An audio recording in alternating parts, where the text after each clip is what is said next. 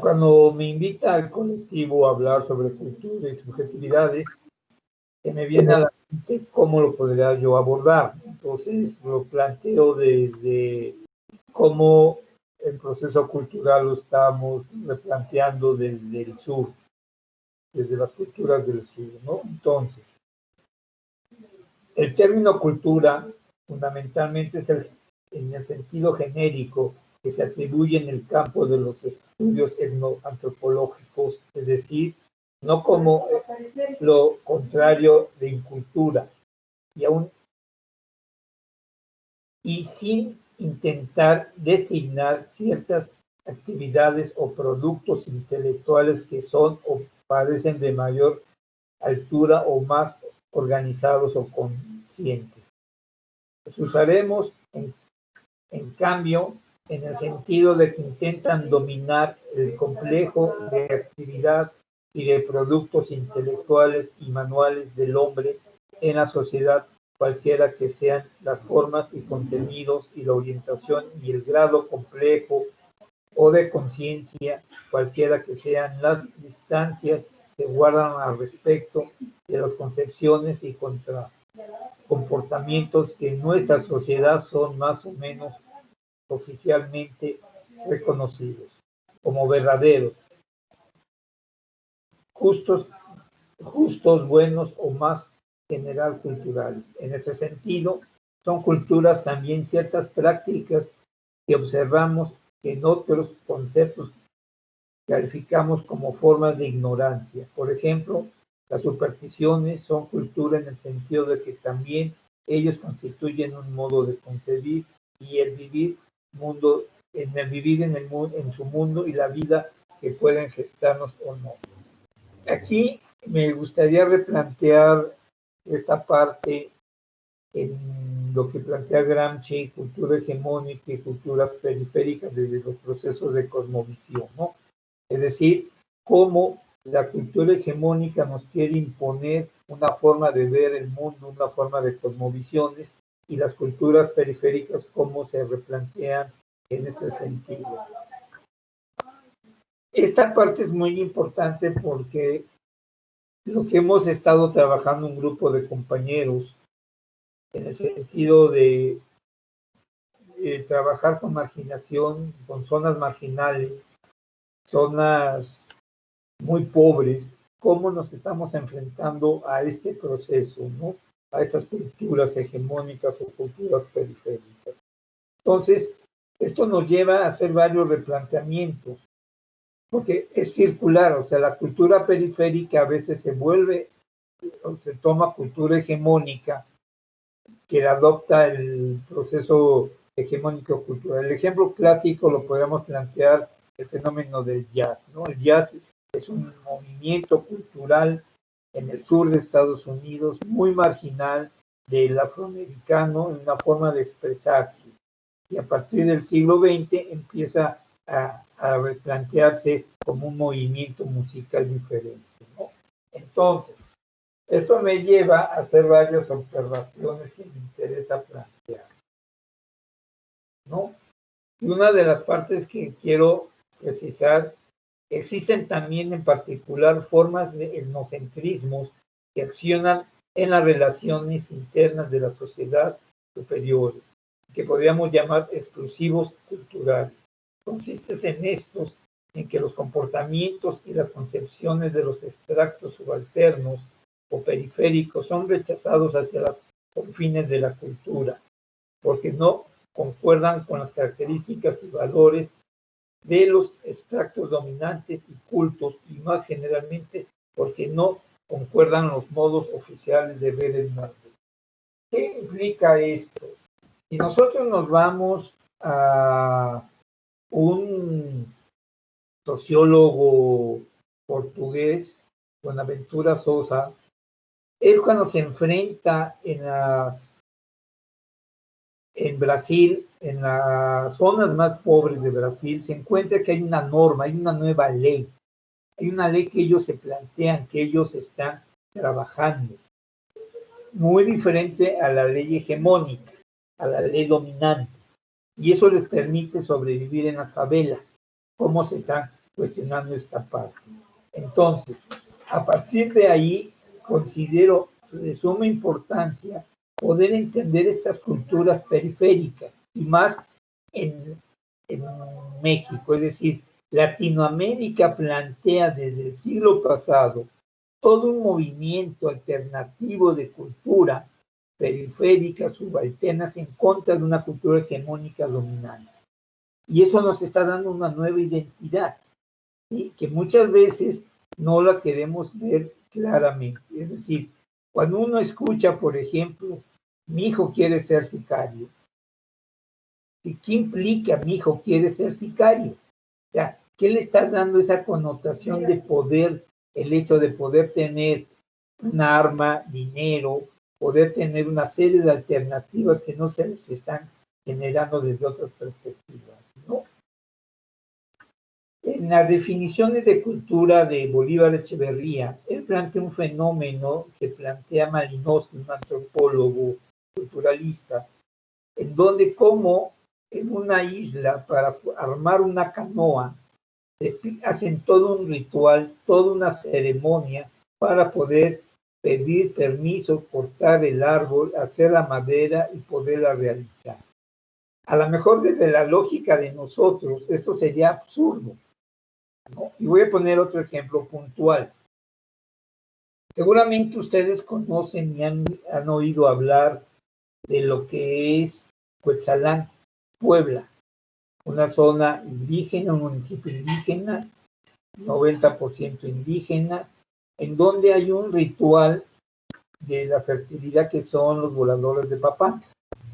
Bueno, aquí, en este sentido, solicitan permiso un indígena de que si podían volar las mujeres en el árbol.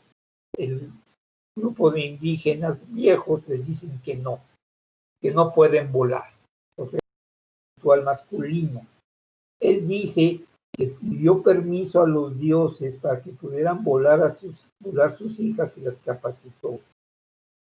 Los viejos plantean que tienen que ir al monte, hablar con los dioses para ver si es verdad esta parte.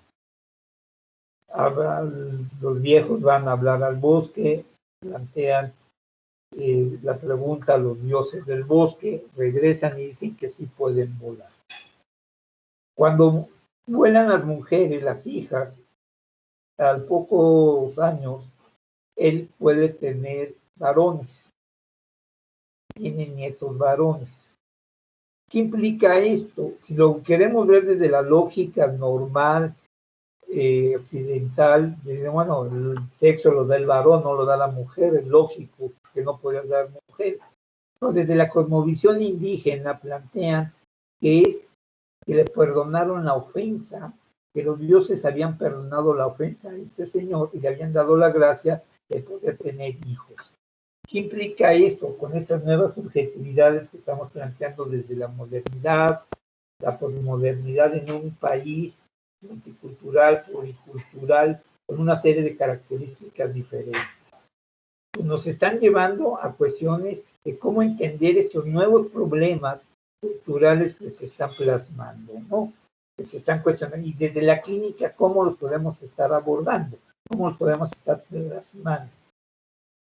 Si tomamos una nota de Michel Foucault, dice, quizá lo importante sea la verdad del sujeto. ¿Cuál es esa verdad que se está plasmando? ¿Desde dónde se está trabajando esas nuevas verdades? ¿No? Desde la verdad de nosotros como clínicos, como culturalistas, como analistas, como psicólogos o como la profesión que tú quieras, pues nos tenemos que hacer un replanteamiento diferente. Hay nuevas cuestiones, una nueva cultura de la violencia, cómo interpretar esa nueva cultura, cómo interpretar estas nuevas patos que se nos están presentando. Si nos vamos a la exégesis de la cultura, constituye en primer lugar y sencillamente una aplicación del psicoanálisis y una analogía de la interpretación de los sueños y de las neurosis, ¿no? Eso lo plantea muy puntualmente Freud. El psicoanálisis ofrece así la interpretación de la cultura, un modelo de la realización del deseo, Y este deseo, ¿cómo lo vamos a estar trabajando? ¿Cuál es el deseo que se nos están presentando? Un deseo que no puedo concluir, que no puedo llevar a cabo, que se queda en fantasía. Y ante estas nuevas demandas, ante esta nueva sociedad consumista, ¿sí?, neoliberal, con una cultura hacia el tú vales por lo que tienes, tú vales por lo que tienes que en posiciones. Entonces, esto nos lleva a nuevos replanteamientos desde esta cuestión, ¿no? O sea, el deseo no se puede satisfacer. Entonces, nos queda un mecanismo que es la cultura, que nos está metiendo constantemente a nuevos replanteamientos, a nuevas cuestiones. Entonces, esto nos lleva a una serie de nuevas subjetividades que se están moviendo, intercambiando en los diferentes sectores sociales, ¿no?, en los diferentes partes. Lo podemos ver muy puntualmente, por ejemplo, y voy a poner un ejemplo puntual. En la universidad donde trabaja su servidor, que es la UACM, Universidad Autónoma de la Ciudad de México, las clases son por línea. Pues estamos teniendo problemas con los alumnos porque no tienen las tecnologías suficientes. En su casa no hay internet.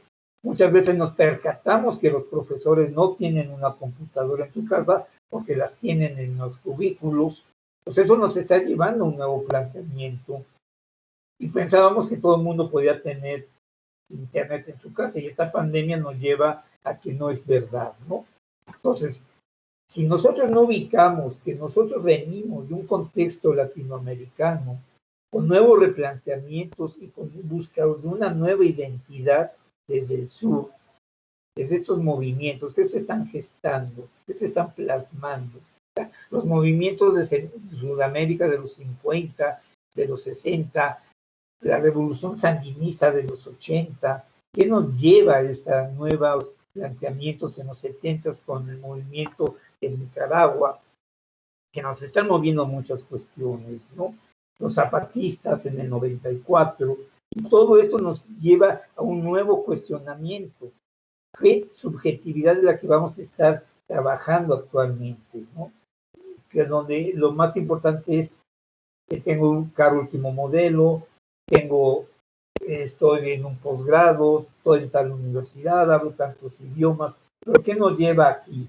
¿Qué nos está plasmando? Entonces, si retomamos estas cuestiones, dice, la interpretación psicoanalítica de la cultura generalizó ese ejemplar de todas las representaciones culturales. Es en este segundo sentido el que es limitado, no conoce los fenómenos culturales, sino en la medida en que ellos pueden ser considerados como análogos a la realización del deseo ilustrado por el sueño. Entonces, ¿qué nos está plasmando aquí? En el sentido de que es limitado, no conoce los fenómenos culturales, sino la medida en que ellos pueden ser considerados como análogos en la realización de un deseo. Entonces, estos deseos tienen que ver en muchos sectores sociales, que muchas veces queremos ser planos y no podemos ser planos, porque cada fenómeno cultural nos está plasmando diferentes necesidades, diferentes sectores que tenemos que estar ubicando, ¿no? Que tenemos que estar plasmando. Es decir, yo tengo un sujeto en donde su proceso cultural, sus fenómenos culturales son diferentes a los míos, porque sus deseos son totalmente diferentes. ¿Qué nos está plasmando? ¿Qué nos está llevando? ¿No? Por ejemplo, cuando uno escucha un estudiante de la carrera de Derecho que quiere ser, cuando se le pregunta, ¿cuál es a qué te quieres dedicar? Y él contesta, quiero ser abogado del corporativo de los que están en Santa Fe. Y dices, bueno, es tu deseo, pero cuando uno lo ve físicamente, que va a competir con egresados del ITAM, de la NAHUAC, del IBERO, de la UNAM, su deseo se va a limitar cada vez más. No va a poder tener acceso a ese gran deseo de incorporarse al corporativo y ser abogado del corporativo de Ford, o de IBM de México, o de Bimbo, ¿no? Entonces va a haber una frustración. Y esa frustración, ¿cómo la va a poder realizar, ¿no? ¿Desde qué perspectivas? Entonces, yo creo que hay un problema real y profundo en nuestro país, que no nos ubicamos en de dónde estamos como subjetividades mexicanas, ¿no? O sea, somos un país guadalupano y sumamente conservador, y no lo queremos aceptar, ¿no? O sea, si nosotros no planteamos que somos un país que está inserto en un continente América y partimos que somos latinoamericanos, con otros planteamientos, con otros procesos culturales que nos está llevando esta parte. Es decir, a nosotros nos conquistaron o nos invadieron, como quieran denominar los españoles. Y los españoles impusieron una intolerancia impresionante a las religiones prehispánicas. Pero eso se sigue reproduciendo ahorita, se sigue replanteando desde ahorita, desde varias cuestiones, ¿no? ¿Por qué acudimos con los chamanes? ¿Por qué nos vamos a los hongos para que pueda encontrar una respuesta a mis inquietudes? Pues todo esto es parte de esta subjetividad, esta nueva subjetividad que nos está llevando a nuevos planteamientos, con una cultura del narcotráfico, con un planteamiento cada vez más frustrante. Pues, ¿cómo planteo un sujeto que tengo enfrente? Pues le tengo que dar la palabra, tengo que hablar, que pueda hablar, ¿no? Entonces aquí la pregunta es, ¿qué escucha yo estoy teniendo para poder entender estas nuevas subjetividades? ¿Lo estoy dejando escuchar? ¿Me estoy permitiendo a escuchar ese discurso que para mí puede ser muy intolerante, etcétera, ¿no? Y hasta aquí quedaría porque me están comentando que me quedaban 4 minutos. Yo calculo que me quedan todavía 4 minutos.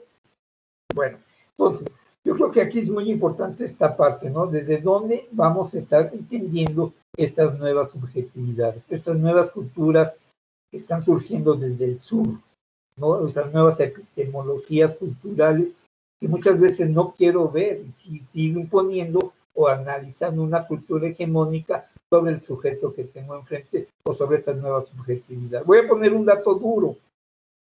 En el 2000 había un consumo. Al 2020 tenemos un 60% de incremento de consumo de vestimenta, de ropa. O sea, ¿qué está sucediendo con estas nuevas subjetividades? Tiene que ver con esta cultura consumista, con esta nueva cultura. Y aquí el reto sería cómo me estoy preparando para poder entender esta nueva subjetividad, estos nuevos procesos culturales que tengo que abrirme para poder entender, ¿sí? Y desde la estructura del malestar de la cultura que plantea Freud, cómo lo voy a estar interpretando, cómo lo voy a estar entendiendo, esos nuevos malestares que tengo en nuestras nuevas subjetividades. Muchísimas gracias.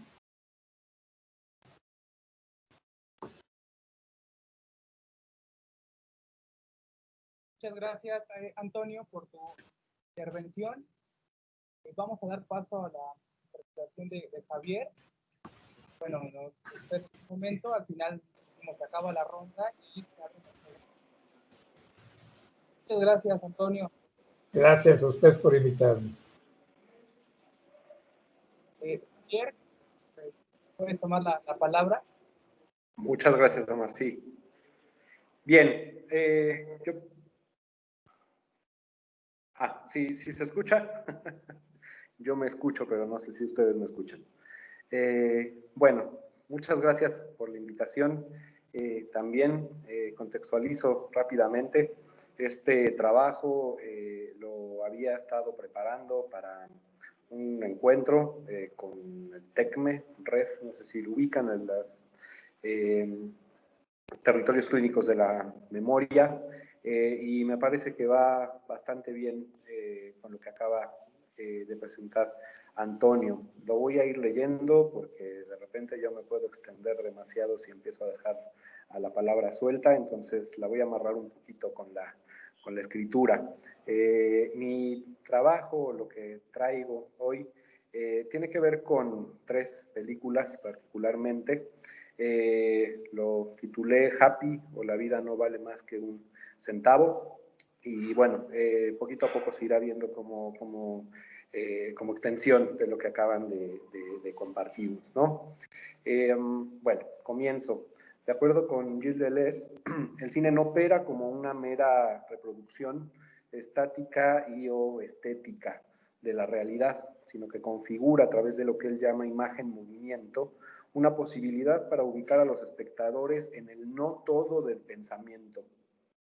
Ante la falta de respuestas, el cine, en el mejor de los casos, nos recrea y posibilita construirnos nuevas, lo que a mi parecer es también una puesta en escena, una apuesta ética y también una apuesta ética, ¿no? La realidad en este entendido es puesta a prueba, así como las formas en que como humanidad hacemos frente a ella. La memoria, en consecuencia, es exaltada y conminada, no solo a ser dicha, sino expuesta. Utilizo la exposición en los términos de la fenomenología, particularmente de Jean-Luc Nancy. Desnudada en relación con lo que no es únicamente un malestar secreto, interno, sino una experiencia éxtima. Acompañado de Todd Phillips, Lindsay Anderson y Thomas Weinreb, voy a intentar poner a prueba esta realidad a la que me refiero. Inicio o reinicio con una notita de Maurice Blanchot. Cito: me parece que al entrar en ese espacio en que cada acontecimiento está duplicado por su ausencia y donde el vacío mismo no es evidente, solo alcanzamos a oír una leve risa sarcástica, cuyo eco, el tierno eco, no se distingue de alguna queja, ella misma apenas distinta de un ruido insignificante o de una ausencia insignificante de ruido. Sin embargo, cuando todo ha desaparecido tras una despedida amarga, queda un libro, huella que no se borra, recompensa y castigo del hombre que ha querido hablar en vano. Por si les interesa, esto pertenece, aunque muchas seguro lo habrán identificado, pertenece al texto La risa de los dioses de Blanchot. Bien, entre la inmensa cantidad de tinta que corrió hace ya cierto tiempo con respecto a la última película de Todd Phillips, Joker, tuve la fortuna de encontrarme con un artículo especialmente lúcido en el que la autora, Alejandra Halof, destaca una curiosa relación con un filme estrenado hace 46 años, Paul Lucky Man, de Lindsay Anderson. Para quienes no lo recuerden, o para quienes no lo hayan visto, me parece suficiente señalar por el momento que la trama gira en torno a la vida de Michael Travis, cuya sonrisa, en principio, abre el camino para ser contratado como director de zona en una empresa transnacional de café. Antes de avanzar con algo más específico a este respecto, voy a hacer el énfasis, voy a colocar 3 escenas de este filme que me parece van a servir para tejer el comentario, lo que estoy intentando trabajar en este momento. Primera escena. Luego de ser contratado, Michael Travis toma el auto de la empresa para dirigirse al noreste de Inglaterra, lugar en que se encuentra la plantación de café que quedará bajo su cuidado. En el camino, entre una espesa neblina, es rebasado muy velozmente por un sujeto en un auto deportivo, quien choca unos segundos después con una furgoneta transportadora de víveres. Al llegar a la escena del accidente, Travis intenta ayudar a los lesionados. No obstante, ambos mueren casi en el acto. 2 policías llegan después y piden al protagonista retirarse, salvo que quiera dar fe de lo ocurrido. Travis no presenta problema con esto, pero los policías parecen preferir ahorrarse el papeleo y le piden nuevamente se retire, so pena de ser acusado como el principal involucrado. Travis, confundido, accede, a lo que los policías responden entregándole lo que parece ser una gran barra de queso a cambio, diciéndole fair dose, que se podría traducir como es lo justo, dando y dando. Segunda escena. Al retomar su camino, Travis se encuentra escuchando las noticias en la radio, una de las cuales versa sobre los problemas en materia de salud mental que se comienzan a apreciar en Inglaterra. Cito lo que van diciendo en el radio. Se calcula que 1 de cada 6 mujeres y 1 de cada 9 hombres serán hospitalizados al menos una vez en la vida por enfermedad mental. Acto seguido, el locutor se pregunta sobre las causas de este incremento y si se podría evitar invirtiendo más dinero. Unos minutos después comienza a sonar una pista que hace parte del soundtrack de la película, Cell Cell, de Alan Price, cuya letra, en una de sus estrofas, dice: Keep that smile in your face, with a smile With a smile, you're welcome any place. Mantén esa sonrisa en tu rostro, con una sonrisa serás bienvenido en cualquier lugar. Travis, mientras tanto, toma con sus dedos la comisura de sus labios para esbozar una sonrisa forzada ante el espejo de la habitación en la que se está alojando. En la siguiente estrofa, la canción continúa. Can I interest you in this life of mine? Won't you listen, listen, listen, listen? Se insiste en la escucha. ¿Puede interesarlos en mi vida? ¿Alguien escucha? ¿Pueden escuchar, escuchar, escuchar? Tercera escena. Casi al final de la película, Travis deambula por la calle cuando observa a un sujeto portando una pancarta con la leyenda Want to be a star, star wanted. ¿Quiere ser una estrella? Se solicita estrella.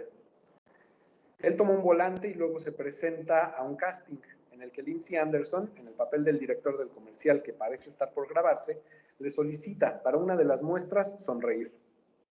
Travis pregunta por qué, para después decir que no puede hacerlo sin una razón. Anderson insiste solicitándole no preguntar por qué, pues simplemente debe sonreír.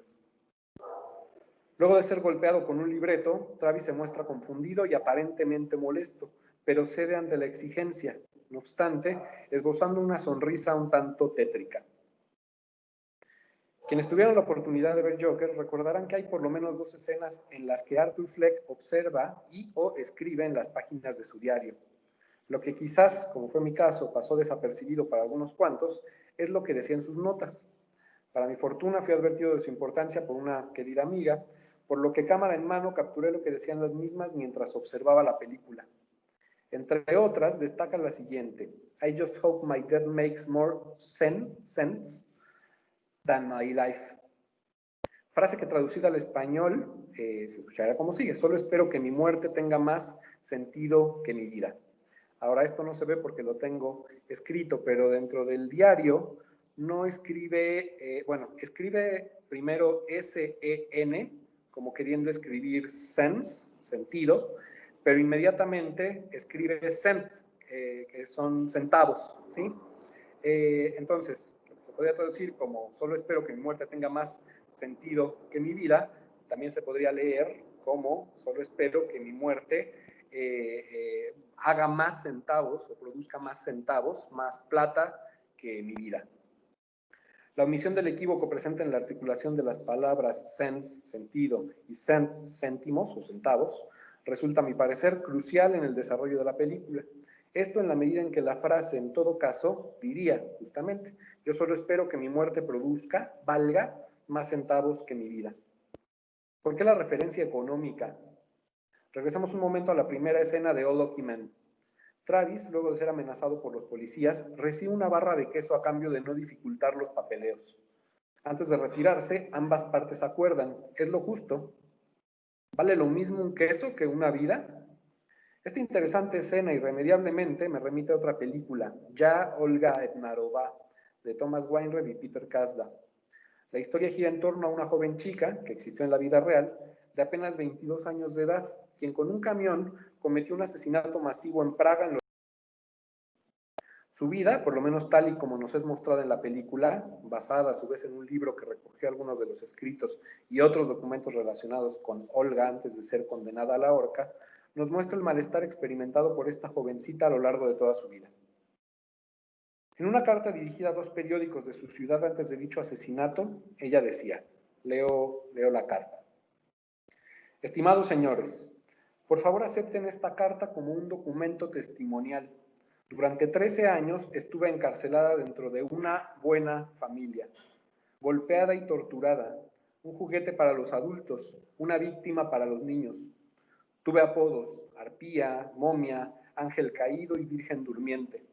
Mis torturadores eran despiadados. Soy la bestia en el rebaño, la oveja negra de mi familia. No tengo un amigo y nunca lo tendré. Caigo en la desesperación y el resultado es escapar de la escuela, de casa, de mi vida. El Centro de Psiquiatría de la Infancia me demostró cuán ciega e inútil era la medicina psiquiátrica. En 1971 me fui a vivir a nuestra cabaña, lo que fue un símbolo de mi soledad. Después de 18 meses me mudé a los dormitorios de la compañía, un hostal que era una monstruosa Babilonia donde uno solo puede sobrevivir con una fuerte voluntad. Estoy tan empobrecida como el peor drogadicto, pero ¿dónde están mis drogas? Todos mis sentimientos casi agotados. Toda mi esperanza ha desaparecido, pero el ángel caído no está roto. ¿Por qué lo estoy haciendo? Para que las personas puedan darse cuenta de cómo puede terminar una persona indefensa. Mi situación es peor que la de un negro americano. ¿Por qué? Porque estoy sola. He sido linchada 1000 veces por mi padre, atrapada en una ducha y golpeada hasta terminar sangrando. Innumerables veces me han dicho que era una desgraciada, sin lugar en la sociedad. Innumerables veces he sido evitada por gente que escupe en el suelo o sobre mí, en las calles públicas de Checoslovaquia. En cada trabajo he sido desprestigiada ante otros, vilipendiada, motivo de risa y humillada. Condición emocional, soy una lisiada sexual. Soy incapaz de crear y ser parte de una relación humana. Soy un desastre. He sido arruinada por la gente. Por lo tanto, tengo dos opciones: suicidarme o matar a otros. Elijo retribuir a quien me odia. Sería muy fácil irme de este mundo como una víctima suicida desconocida. La sociedad es demasiado soberbia como para condenarse a sí misma. A menudo se la juzga en privado. A veces es castigada y otras veces solo es escandalizada. Mi veredicto es: yo, Olga Bnarová, una víctima de su bestialidad, los sentencio a morir atropellados y declaro que unas pocas vidas es un precio demasiado barato por la mía. Acta non verba, Olga Bnarová. Termina la carta, que como habrán notado es algo extensa. Durante el juicio al que es sometida, luego de entregarse voluntariamente a la policía, el juez a cargo enlista una serie de indemnizaciones solicitadas y concedidas por los deudos de los fallecidos. Entre ellas destacan un reloj por un valor de 350 coronas, 12 kilos de grosellas con un valor de 63 coronas, peticiones plenipotenciarias por gastos funerarios, ropa y mantenimiento de la tumba de los fallecidos por un valor de 5.700 coronas. Suministros de Praga solicita 2.542.60 coronas por concepto de un escaparate dañado. Olga previamente conversa con su abogado acerca del valor adquirido por su vida perdida, aquella que no puede ser indemnizada, ni siquiera con la muerte de varias personas. A este respecto afirma que al ser colgada, su crimen adquirirá un mayor valor. Esto en función de lo que ella señala fue una forma brutal de ser tratada a lo largo de su vida y que no puede ser igualada. Su abogado la confronta, indicando que esta bien podría ser solo una percepción, pero Olga insiste en que la gente simplemente la atormentó, lo que le otorga algo que llama su derecho a la venganza. Entonces su abogado le pregunta: si se vive como una pobre víctima, pero también se siente facultada para dejar caer sobre las personas el castigo de Dios, ¿quién es ella realmente? Olga responde lo siguiente: ya no soy un ser humano, mucho menos una cristiana. A través de mis acciones he cruzado la línea. Toda mejora tiene su costo. Finalmente, su abogado le señala que ningún mal puede ser rectificado con el mal. ¿Y qué es el mal?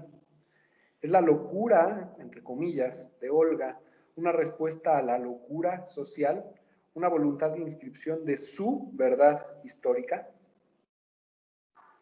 En la segunda escena de Old Okiman, Travis escucha en la radio que hay una preocupación generalizada con respecto a la salud mental de las y los ingleses en aquella época.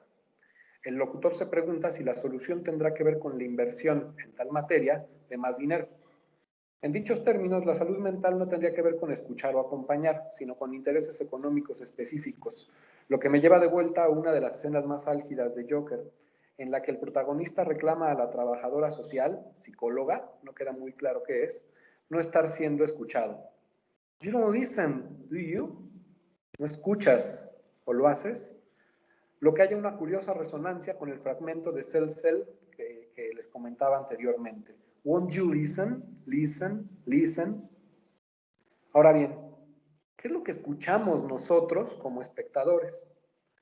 Cuando tuve la oportunidad de ver esta película, más que la trama, me sorprendieron las reacciones de una buena parte del público.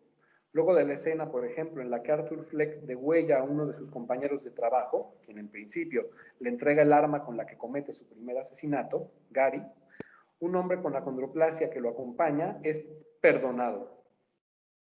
Arthur le pide que salga, pero aquel, atemorizado, dada su estatura baja, no alcanza el seguro de la puerta. Me estremeció escuchar la risa burlona de 4 jóvenes sentados a unas cuantas butacas de aquella en la que me encontraba. A este respecto, Alejandra Jalov señala: es poderosamente llamativo que algunos espectadores se rían en escenas en las que el personaje intenta desembarazarse de la angustia a través de la crueldad. Se produce en el público una suerte de identificación humanitaria que no teme ese desenlace, sino que lo desea. En esa risa, no muy alejada de la del Guasón, no hay catarsis porque está muy lejos del principio del placer. Más allá de una impresión teórica, procedo ahora a destacar el lugar que tiene, a mi parecer, tanto en este filme como en All Document, el lugar de la sonrisa y de la risa. En la tercera escena a la que refiero en esta segunda película, Travis es forzado a sonreír sin una motivación específica. Ante su negativa, es golpeado con un libreto, obligándolo de una manera u otra a hacerlo. Arthur Fleck, o Happy, como lo llama su madre, por su parte, entrena en varias ocasiones frente al espejo para conseguir esto.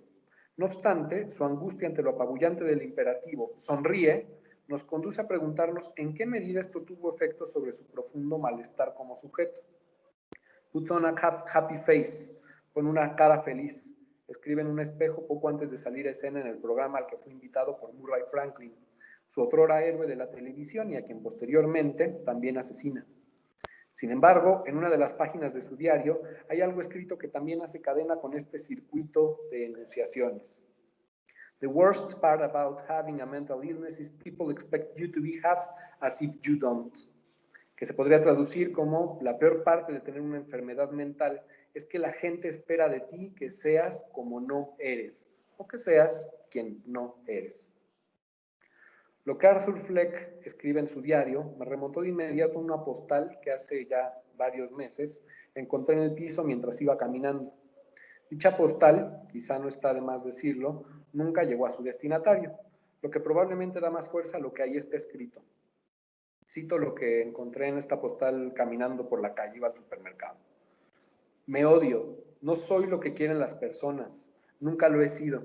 Entiendan, no sé cómo cambiar. Todos odian a alguien triste. Sin ánimos de atribuir netamente a lo social cualquier forma de locura o malestar, podemos afirmar que en muchas ocasiones, sin que esto implique anular el lugar del sujeto con respecto a sus actos, sus decires y sus hechos, ciertas formas de hacer en el mundo pueden operar como reacción ante una acción igual y opuesta, tercera ley de Newton. La pregunta es: ¿qué propicia esta respuesta? ¿Ese sujeto, mejor dicho, su dignidad, se recupera? ¿Por qué el asesinato, en el caso de Arthur y de Olga, es una respuesta? ¿Qué es eso que quizás no estamos escuchando de los malestares en nuestra época que hacen creer a una persona que otros le odian por estar triste? Podemos reducir todo esto a una respuesta individual, subjetiva, cultural, agregaría. ¿Qué valor no monetario le damos hoy en día a toda vida, ya sea que ésta se conserve o se haya dado por perdida? Una última pregunta: ¿qué vida? Muchas gracias. Muchas gracias, Javier, por tu intervención. Te agradecemos mucho. Vamos a dar paso a la presentación de Andrea. Sí, gracias, Javier, y nos esperamos ahorita para la sección de preguntas. Andrea, bien, puedes empezar. Te vamos a señalar cuando te falten 4 o 5 minutos para que estés pendiente. Sí, gracias. Puedes empezar, Andrea. Sí, gracias. Buenas noches a todos. Estoy muy contenta de poder participar ahorita en estas tertulias y agradezco a Colectivo el espacio. Voy a estar también leyendo algunas notas que he realizado para justamente tampoco evitar perderme entre todas las ideas que tengo para el día de hoy. Obviamente, al leer el tema que se ha dado sobre cultura, subjetivo y psicoanálisis, pues me llamó primeramente la atención justamente esta relación entre la cultura y el psicoanálisis. Obviamente lo primero que me acerqué fue a leer estos textos de Freud, en que fue Tótem y Tabú, y también Malestar en la cultura, y entre ellos me fui acercando un poquito más a esta información. Obviamente encontré como en las obras, en algunas otras que también había explicado Freud, sobre esta energía pulsional con la cual contamos todos los seres humanos. Y me llama justamente la atención que se menciona que justamente la cultura parecía que justamente busca o sin querer reprime justamente estas pulsiones en los seres con la idea de un funcionamiento de una organización social. Leyendo Tótem y Tabú, justamente cuando empieza con lo de las prohibiciones que se dan en las colectividades, por ejemplo, como lo que era el incesto, y ya no solamente como lo mencionaba en algún momento Freud con lo que es el Edipo, que era solamente con el hijo y la madre, sino que, o viceversa, que era con el padre y la hija, sino que ahora también era entre hermanos, entre tíos, sobrinos, etcétera. Y me parecía interesante porque justamente buscaba hacer todo este tipo de prohibiciones en el incesto, en el que buscaba que todos se reconocieran como en un parentesco. Y no solamente con ello, que hace estas prohibiciones, estas normas en las cuales no puede atravesar un sujeto con otro, crea una medida más allá, que es justamente cuando empieza a meter esto del tótem, que todo que hacer, ya sea bueno o malo, recaía solamente en esta representación que se tenía sobre el tótem. Lo que también me llamaba mucho la atención era sobre esta parte del parricidio, que justamente una vez que se es cometido, la colectividad empieza a generar ahora otro nuevo establecimiento, otras nuevas reglas, y justamente para que puedan funcionar ahora de otro modo. A mí lo que se me parece más curioso en esto es que una vez que el hombre que se da cuenta de lo que puede llegar a ser, genera reglas, establece normas para que los demás no puedan hacer lo que ellos tal vez pudieran lograr o llegar a cometer. Acercándome un poco más a esto de la subjetividad, me parece que es algo que parece necesitar la cultura para poderse estarse llevando a cabo. Bien la podemos encontrar en la historicidad de cada una de las personas o de los colectivos en sus representaciones y por supuesto entre estas realidades y deseos. Y me parece que en el lenguaje es cuando se podría llegar a saber, a diferenciar si estas ideas son propias o no de los individuos. Esta subjetividad se sirve justamente de estas imágenes, de estas sensaciones y emociones que obviamente lleva al sujeto a estas percepciones que van alimentando cada vez su experiencia y su realidad. Y también me pongo a pensar justamente en todo esto, lo que estamos viviendo hoy en día, también acercándolo un poco a lo que, pues en el contexto, sobre todo aquí en México, donde me parece que ahora la colectividad pasa por un orden hegemónico y justo genera estas percepciones y estas cogniciones que las personas llegan a adoptar como suyas.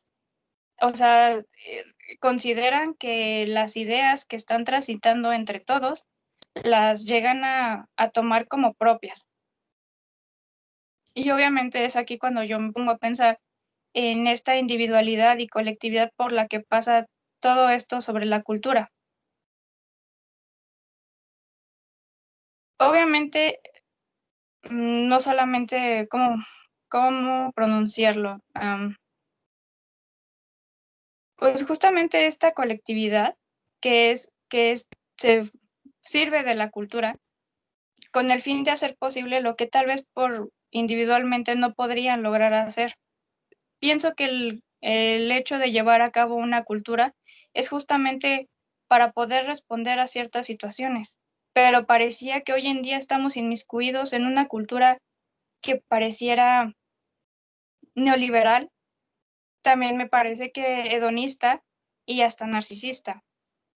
puede que el malestar justamente de hoy en día sea esta conceptualización de los temas o esta clasificación de los mismos temas que parece que en vez de abrir a más posibilidades, los estén cerrando. No me refiero con el hecho a que den por sentado un solo tema, sino que parece que todo el mundo cree tener la razón sobre aquello de lo que se dispone a hablar, en vez de que tal vez pudiéramos hablarlo o debatirlo, por ejemplo, como lo que hacemos justamente ahora mismo.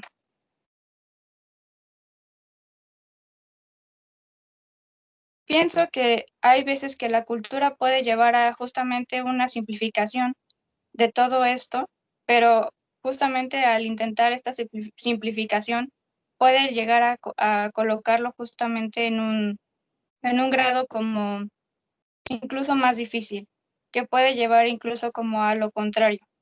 Y me parece que hoy en día lo que se lleva a cabo es que a pesar de tener una accesibilidad, pues vaya, mucho más fácil que antes, para poder obtener conocimiento, para poder llegar a saber más de todo o cualquier tema, parece que hoy en día se elige por el no saber. Y por ello también refiero que por lo tanto se dificulta mucho también el escuchar. Me pongo a pensar justamente en estas pautas de relaciones e intercambios sociales que justamente, por ejemplo, hoy en día que nos hablan mucho sobre las inclusiones. Pero obviamente no se puede dejar de lado que al hablar de una inclusión también estemos hablando de exclusiones que la misma cultura lleva a cabo. Por ejemplo, justamente al surgir estos grupos que surgen a partir de una heterogeneidad o diferenciación que está hecho sobre estas mismas convenciones que establece la propia cultura. Y esto procede a generar obviamente discursos de cada uno de estos grupos. Curiosamente, estos grupos considero que siempre van con un objetivo de generar como una inclusión, de generar como el acercarse a los demás para que los demás entiendan y ver qué es lo que pasa. Pero justamente entre estos grupos pasa que van como por una categorización también sobre de ellos mismos. Y esto es lo que me llama mucho la atención. Por ejemplo, yo estaba pensando la otra vez en esta situación sobre lo del feminismo, solamente por llegar a tocar un ejemplo. Y ahora, adentrándome un poco más al tema, me doy cuenta que el feminismo no solamente es solamente como un solo feminismo, sino que hay varios tipos del mismo. Y es aquí donde se podría llegar a preguntar uno, que realmente cuántos tipos de feminismo son necesarios para poder llegar a explicar a uno mismo. O es que cada uno van a responder a diferentes situaciones o van por un solo mismo objetivo. Y ahora supongo que con todas las situaciones dadas en el país o en el mundo, de hecho, ya no solamente coloca a las mujeres y algunos hombres también a adentrarse solamente en un solo tipo de feminismo, sino que tal vez parece que ahora, si no está errado mal mi dato, que aproximadamente hay como 20 tipos de feminismo. Y ahora divide a toda esta sociedad, a toda esta población, a dividirse entre estos 20 tipos. Entonces, es aquí donde yo me pregunto, ¿es realmente que estos grupos están llevando una inclusión o una exclusión?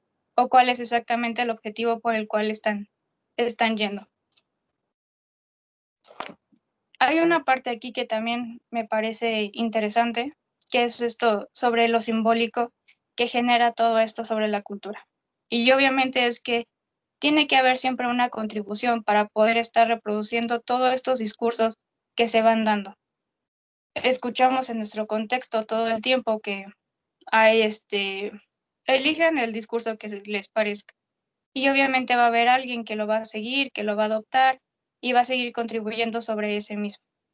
Pero obviamente esto es donde se plantea aquí, donde quiero entrar un poquito más con psicoanálisis, porque probablemente este discurso que se haya seguido por cualquier persona puede que probablemente no sea algo consciente y ni tan siquiera libre. Entonces, es aquí donde estaba leyendo la otra vez también un párrafo de Nietzsche, justamente en Genealogía de la Moral de 1887, y me gustaría leerles una pequeña reseña que tomé de ese libro, donde dice: necesitamos una crítica de los valores morales. Hay que poner alguna vez entredicho el valor mismo de esos valores. Y para esto se necesita tener conocimiento de las condiciones y circunstancias en las que ellos surgieron, en las que se desarrollaron y modificaron. Un conocimiento que hasta ahora no ha existido, ni tampoco se lo han tan siquiera deseado. Se toma el valor de esos valores como algo dado, real y efectivo, situado más allá de toda duda. Y retomando una frase más, donde menciona: nosotros los que conocemos somos desconocidos para nosotros mismos. Me llama la atención justamente esta reseña y esta frase porque justamente es como lo que estoy tratando de llegar a explicar con todo este comentario. Pareciera que no nos hemos preguntado un poco más allá sobre lo que pasa en nuestro contexto y que además de ello, de no preguntarlo, no deseamos saber un poco más allá. Puede que la gente se quede pensando que está bien tomar lo que superficialmente logramos llegar a escuchar o lo que logramos visualizar, cuando realmente puede que tengamos que ponerlo en duda y tal vez entonces poder escuchar un poco más. Y es aquí cuando me resuelvo un poco que, por supuesto que psicoanálisis tiene que ver en la cultura, o posiblemente viceversa, ¿no? Que la cultura tenga que ver en psicoanálisis. Y es justamente porque en el quehacer del sujeto en el análisis puede dar paso a lo que es el primer saber, que es conocerse a uno mismo. Y creo que solamente tal vez así sea posible saber entonces algo más, poder escuchar algo más del otro. Y bueno, pues sin más, este sería todo mi comentario. Yo creo que podemos pasar a las preguntas o no sé, ¿cómo lo ve? Muy bien, Andy, gracias. Gracias por tu intervención. Gracias, Antonio. Gracias, Javier. Bien, pues vamos a abrir la discusión, a las preguntas.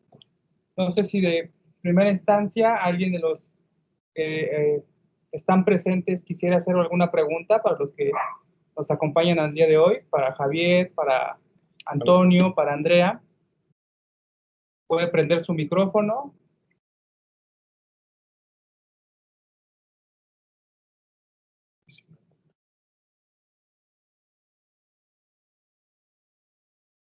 También hay una opción como de levantar la manita. Ahí hay un icono. Ahí por los puntitos. Si no, con abrir su micrófono. O bien por el chat. Entonces, bueno, hay opciones. Para los más penosos y los menos penosos.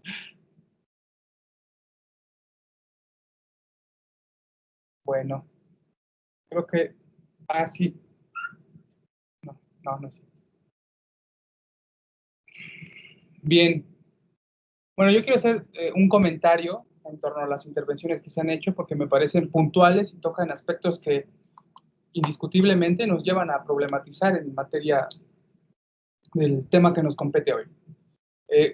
Pensaba en la presentación de Antonio, esto que llamábamos como subjetividad del sur, epistemología del sur, algo que creo que de cierto tiempo para acá como que ha ido en boga, ha tomado como que ha querido avanzar, ha intentado abarcar cierto campo, y Javier, ahorita que escuchaba, introducías la perspectiva de Deleuze. Obviamente pensé en muchísimas cosas. Deleuze es tal vez uno de los filósofos que actualmente me tienen más ocupado, pero fíjate, ahora que pensabas eso, que nos hablabas en tu intervención, pensaba en la misma noción que propone Deleuze. No sé si esto se enlace un poco a lo que tú presentabas, del individuo, ¿no? O sea, de este momento, con lo que tú nos presentas en la película, con ese momento de que pasa por Foucault, que es como las sociedades disciplinarias, y después a las sociedades como de control, ¿no? Y que la forma en la que Deleuze ya como que piensa al hombre, la lleva a pensar en términos de individuo, como que en continuidad constante con los flujos. No sé si eso, bueno, tal vez esa sería una pregunta para ti, no sé si eso estaría o podría encaminarse un poco a lo que tú nos presentabas. Se me ocurría como una hipótesis.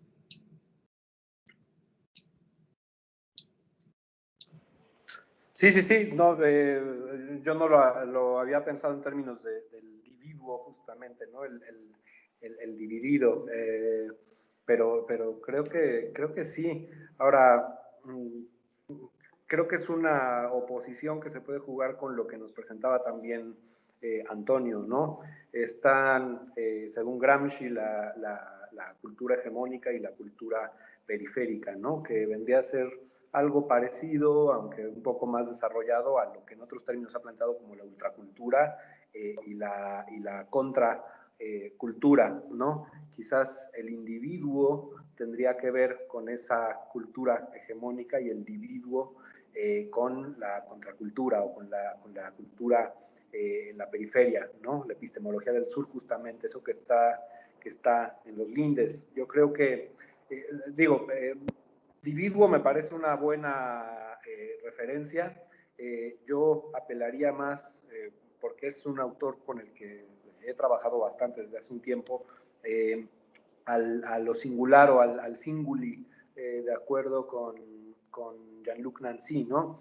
Él nos recuerda que singular también es plural. Singuli en latín significa, bueno, está dicho en plural, aunque refiere a algo, entre comillas, único, ¿no? Que no es único, sino en relación con otros únicos, ¿no? En ese sentido, me parece, retomando lo que decía Andrea, que es imposible escapar al narcisismo de la pequeña diferencia, ¿no?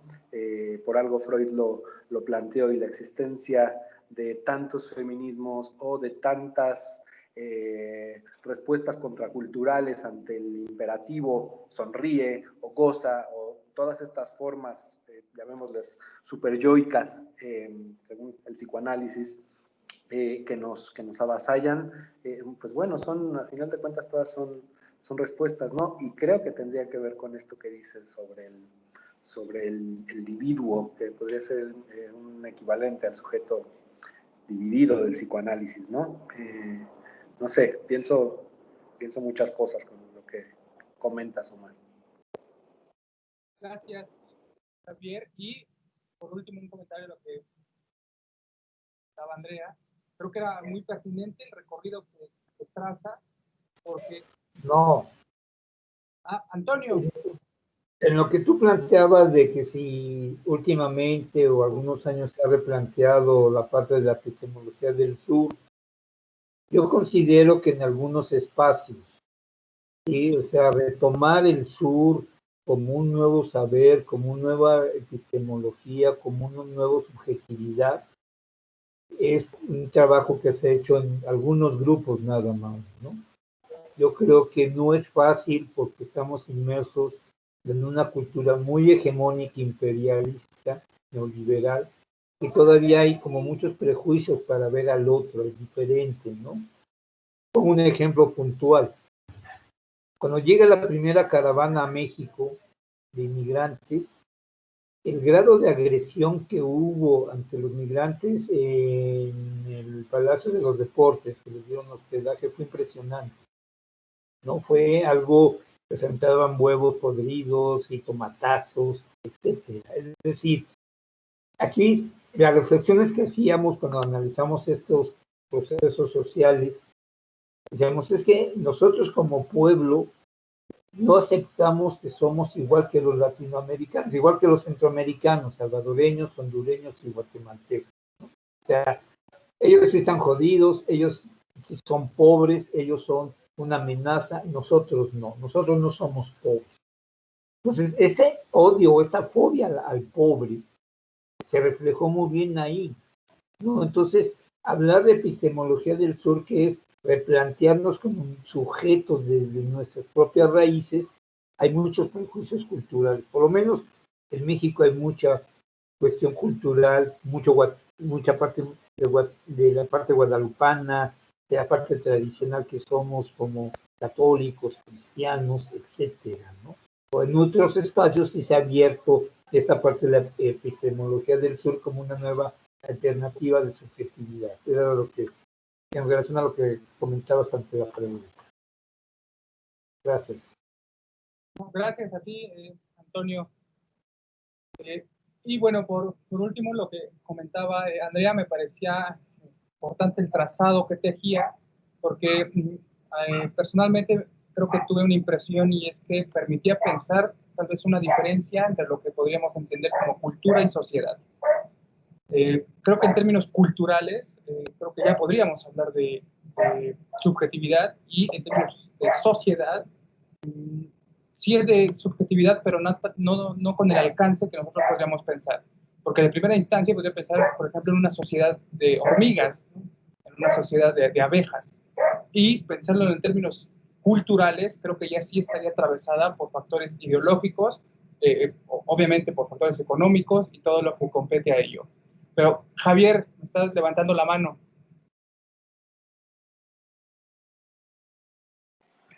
Sí, digo, si quieres termina tu comentario y yo ahorita intervengo. ¿No? Era ese el comentario, Javier. Ok. Bueno, quería acotar algo a propósito de las epistemologías del sur, ¿no? Los discursos decoloniales. Hay muchos representantes, de hecho desde los años 60 existe esto, no es algo ni remotamente nuevo, como tampoco es nuevo este imperativo, estas cosas que se van jugando, sino que se ha, digamos, especializado. Pero de lo que he leído al respecto, me parece que también se puede llegar a caer en una lógica inversa, como cuando jugamos entre la derecha y la izquierda. La derecha es la mala, la izquierda es la buena. El norte es el malo, el sur es el bueno, ¿no? Me parece que ahí también corremos el peligro de idealizar una posición si no la cuestionamos, ¿no?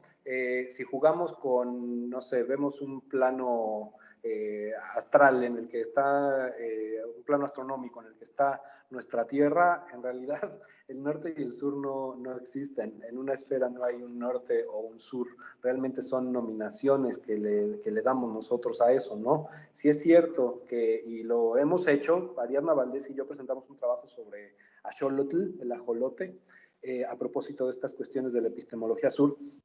Pero bueno, si lo vemos en este sentido, el norte y el sur realmente no son sino la misma cosa. En todo caso, creo que nos tendríamos que preguntar desde el psicoanálisis, que es una posición, un discurso, el discurso analítico que plantea esta posibilidad, tendríamos que preguntarnos si no, más bien estaría mejor quizás dirigirnos una ética del entre, ¿no? Ni el norte ni el sur.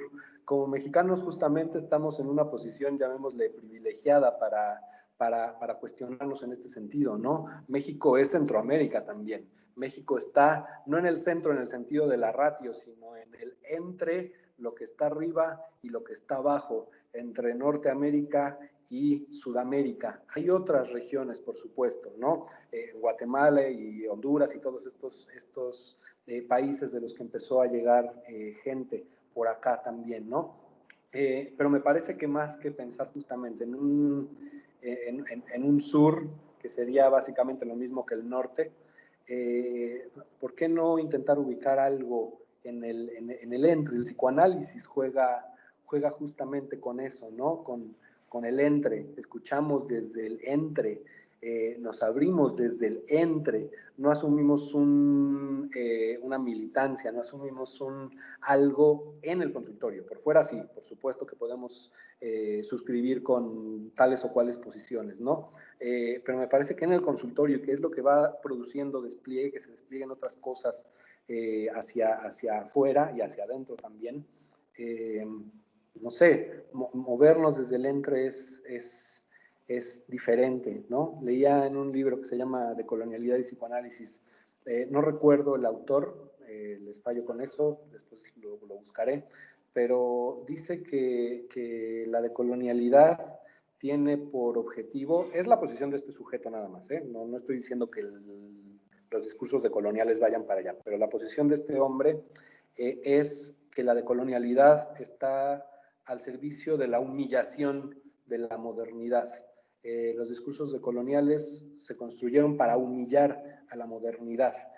Y me pregunto si no estamos justamente entrando en esa misma lógica de la humillación, del narcisismo de la pequeña diferencia, en el sentido de suponerle un goce al otro y destruirlo, aunque sea con palabras, con pensamientos, con lo que sea, ¿no? En vez de dialogar, se humilla a aquellos que piensan diferente, ¿no? Más bien sería preguntar por qué piensan diferente y qué tiene como efecto ese pensar o hacer diferente, ¿no? Por supuesto que las lógicas de la derecha o de la ultraderecha nos llevan a cuestionarnos, ¿no? El manejo de los cuerpos, entramos con biopolítica, con necropolítica, con pornocracia, con muchas otras cosas, ¿no? Es una cosa que hay que cuestionar, por supuesto, ¿no? Pero no es lo mismo cuestionar que humillar.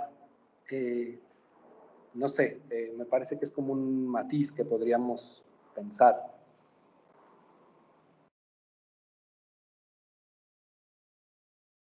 Antonio, yo quisiera hacerte como una pregunta, ¿no? Porque de pronto, con relación a esto que tú planteabas de la epistemología del sur, que indudablemente lo diré de esta manera, me parece que el planteamiento de la ideología y de la epistemología del sur tiene que ver con la decolonización, ¿no?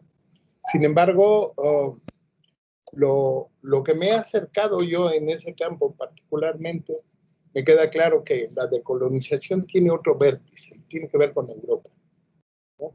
Es decir, la colonización nace de Europa y la decolonización consistiría en tomar una cierta, digamos, directriz de lo que se genera en lo que es los pueblos o las condiciones geopolíticas del sur, ¿no? Para recuperar todas las tradiciones y los elementos que permitan, de alguna manera, generar mayor proceso de identidad, de identificación, ¿no?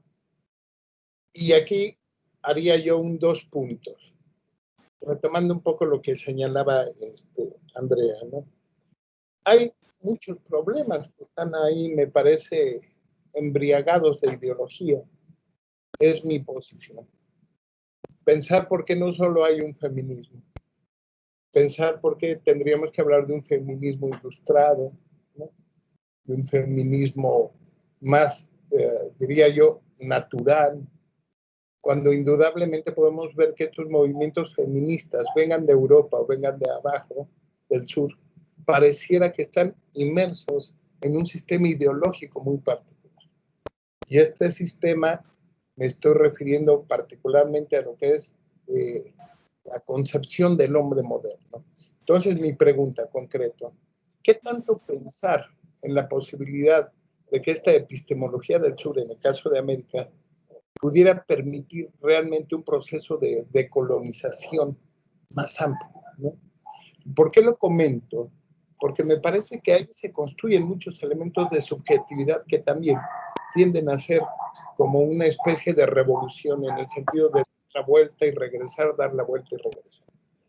Y esa parte me parece interesante porque no es al margen del psicoanálisis, es en el contexto del psicoanálisis donde nosotros podemos pensar que impera, por ejemplo, una cierta forma de relación con el otro y que crea una fortaleza incluso a veces antitética con respecto a cómo se enjuicia la posición del otro. La pregunta sería, ¿qué tan factible sería pensar la decolonización? A mí me parece que tiene muchos límites la decolonización, ¿no? Entonces, más bien es un comentario, pregunta, porque me parece que lo tocaste un poco en situaciones muy particulares. Esto ha permitido, por ejemplo, que gran parte de la práctica del psicoanálisis, que si bien es de alguna manera inducida por Freud, ¿no? A partir de esa última parte de donde él enfoca la directriz hacia las estructuras sociales, mitológicas, etcétera, y que de pronto podemos incluso ver hoy en expresiones mucho más, diría yo, de impacto social, casi eslovenas o de un esloveno, ¿no? Y que tienen que ver con esta cuestión de tratar de asumir o de atribuir a las organizaciones, principalmente del sur, pero que, aclaro, están mediadas por la OSD y otras organizaciones, pareciera que no encajan con la idea de una decolonización con relación a Europa. ¿Cómo la ves tú de estos fenómenos, digamos, americanos y latinoamericanos? Mira, yo creo que tenemos que irnos más a fondo, ¿sí? Es decir, si uno analiza los discursos del sur, los discursos de la colonización o descolonización, se quedan muchas veces en el discurso, no entramos realmente al cambio que se debe de hacer, ¿sí? Es decir, sí, yo creo que la colonización que tuvimos es muy fuerte, los procesos de descolonización o poscolonización siguen siendo culturalmente muy sutiles hacia otras formas de colonización que se están dando. Pero el sujeto común y corriente a veces no se percata por esta cultura del consumo, ¿no? Yo creo que ahí sería un trabajo más analítico en donde se tendría que trabajar con el sujeto en la parte del discernimiento, que él se diera cuenta de poder discernir qué es un proceso de descolonización o qué es el nuevo sujeto, como se está plasmando, qué es lo que él quiere, ¿no? Es decir, voy a poner de grupos minorías, hablamos de mucha defensa, pero si nosotros respetamos sus derechos como grupos minoritarios, de cualquier grupo que sea, ya sea de la diversidad sexual, ya sea de grupos indígenas o de grupos de pueblos originarios, que si respetáramos sus derechos, sería otra cosa. Ellos no pelean, por ejemplo, el mundo indígena no pelea que me reconozcas, pelea que me respetes el derecho de ser indígena, el derecho de mi cultura, ¿no? Pues yo creo que aquí tenemos esta parte de la descolonización, cómo la estamos viviendo, o sea, ideológicamente, en la praxis total, ¿qué se pretende? Nos quedamos en un discurso académico, dando pláticas, etcétera. Y sería irnos más a fondo a trabajar desde el poder discernir, desde la clínica, en el diván, o otras formas de trabajar y con comunidades en el discernimiento, ¿no? Para que ellos se pudieran percatar. O sea, no es fácil decir, bueno, ya estamos en una descolonización a partir de los 70s, 80s del siglo pasado. Bueno, no es cierto. Seguimos siendo muy colonizados, ¿no? Seguimos pensando en el gran otro, en la gran calidad de vida del otro, ¿no? O sea, nos llama mucho la atención que somos muy pro movimientos europeos sociales y no queremos ver lo que nos pasa a nuestro alrededor, ¿no? En nuestro propio país, con los migrantes, por ejemplo, ¿no? O sea, lo que yo viví con la primera caravana en la Ciudad de México fue impresionante, ¿no? Y si no reconozco que soy latinoamericano y si no reconozco que tengo sangre indígena, que es un mestizaje impresionante lo que hubo durante 500 años, pues estoy mal, porque es el otro el que yo no quiero ver en mí, ¿no?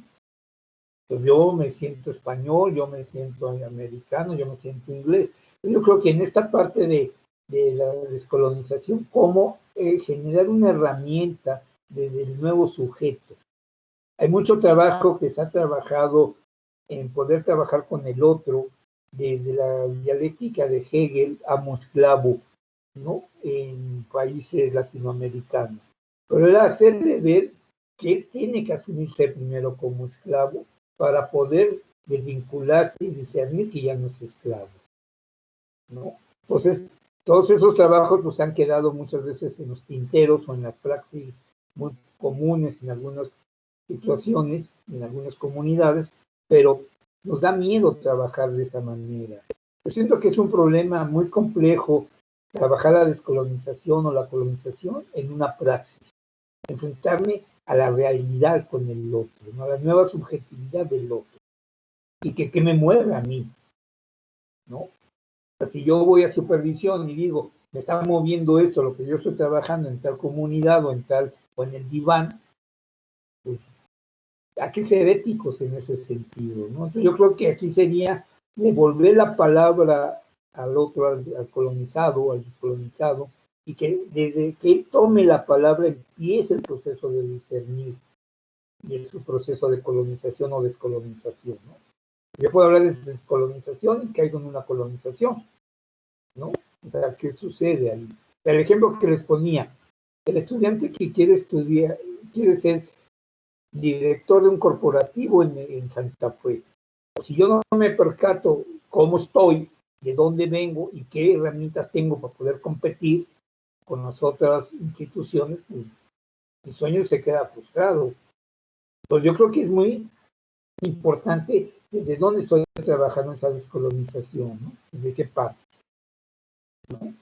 Por ejemplo, y en un grupo de apoyo de víctimas en Guerrero, que se invitaron algunos estudiantes de psicología, se les decía que se les daba hospedaje, transporte, ¿no? Y trabajar con víctimas. Y todas me decían, no, es muy peligroso Guerrero, yo no voy, ahí matan. Entonces, puedo hablar de víctimas, pero ¿de qué víctimas estoy hablando, no? O sea, esos procesos de descolonización yo creo que son muy complejos y hay que trabajarlos más. Hasta ahí sería, para no robar más. No, está bien por el tiempo, pero es que de ahí me surge una pregunta que no es estrictamente para ti, Antonio, puede ser también para Javier o incluso para Andrea. La cuestión es, recordaba una charla de una persona que también aprecio mucho y pensaba yo en esta idea, si el psicoanálisis de América, estoy tratando de llevarlo al campo particular del psicoanálisis, si el psicoanálisis que se practica en América no es una expresión también de una colonización de lo que sucede en Europa. La vía, en teoría, la vía fundamental sería que el psicoanálisis que se practica en América pudiera producir algo que le es más propio, en el sentido de una región geopolítica, ideológica, social, etcétera, pero que no quedara pendiendo, ¿no?, de todas estas directrices de Europa. Entonces, incluso el comentario que hacía esta persona que yo aprecio mucho también decía, finalmente los psicoanalistas en América seguimos siendo maquiladores del psicoanálisis europeo. Y esa parte me preocupó, porque el problema de la decolonización me parece que ha arrojado muchas más contradicciones, ¿no?, en las diferentes prácticas. Me refiero tanto, no sé, en el feminismo, en el arte, etc. Entonces, la pregunta es, ¿el psicoanálisis tendría que colocarse como una práctica que obedece a ciertas premisas colonizadoras? Javier.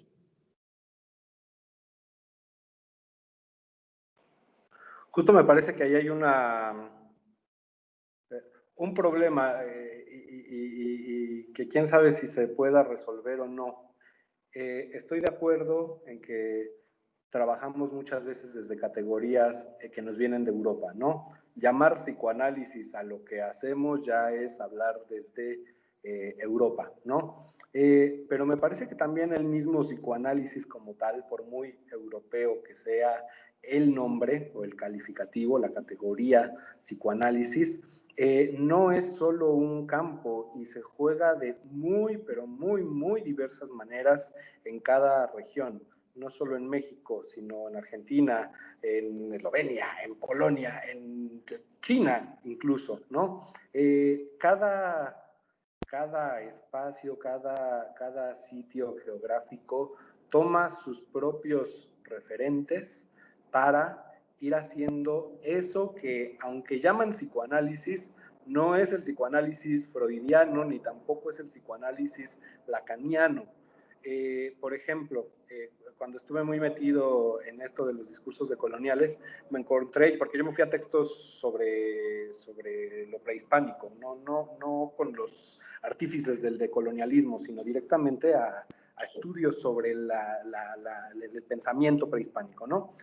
Hay un sujeto, sí es extranjero, pero trabaja en México, en el Instituto de Investigaciones Históricas en la UNAM, desde hace décadas, Patrick Johansen, hace todo un estudio precioso sobre la manera en que los grupos indígenas jugaban con la canción, con el canto, y con el chiste para burlarse y para tomar distancia de los colonizadores, ¿sí?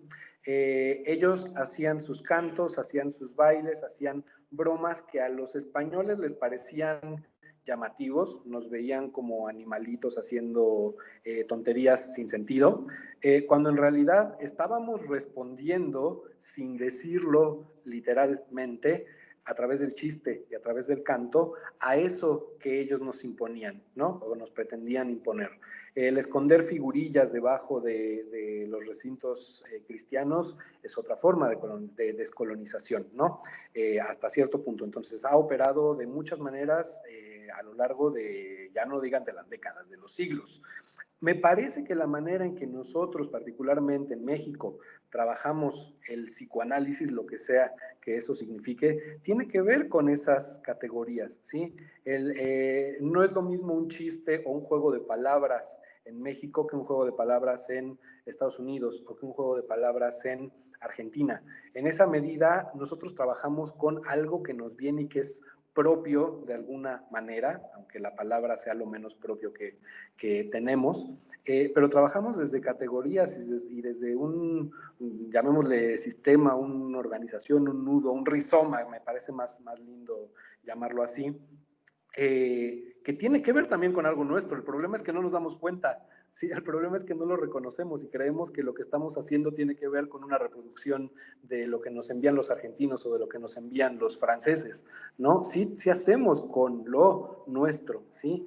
Ahora, llevar esto muchísimo más allá podría caer también en riesgo de una cosa parecida a la supremacía aria de los nazis, ¿no? Exaltar las raíces, exaltar la cuestión de recuperar y de ensalzar lo que nosotros creemos que son nuestras raíces, cuando en realidad somos mestizos, somos los hijos bastardos de lo que fueron los pueblos prehispánicos y lo que fueron los colonizadores europeos. Somos una mezcla ahí curiosa.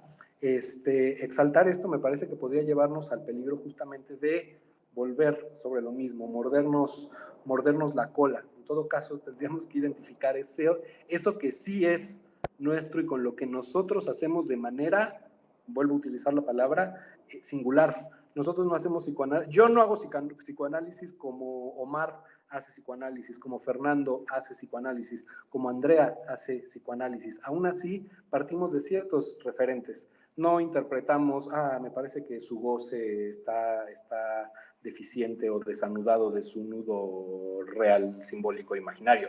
No, en realidad preguntamos desde el mismo referente del otro, ¿no?